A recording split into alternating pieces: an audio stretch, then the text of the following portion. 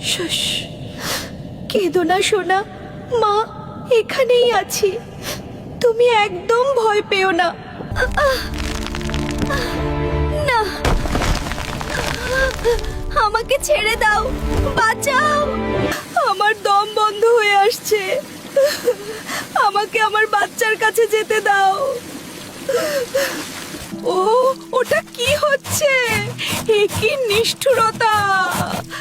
তোমরা ওকে কুচি করে ফেললে, এরপর কি আমার পালা? দয়া করো, আমাকে এভাবে কষ্ট দিও না। না, থামো, আমাকে আর ঘষো না প্লিজ, আমার শরীরটা শেষ হয়ে যাচ্ছে।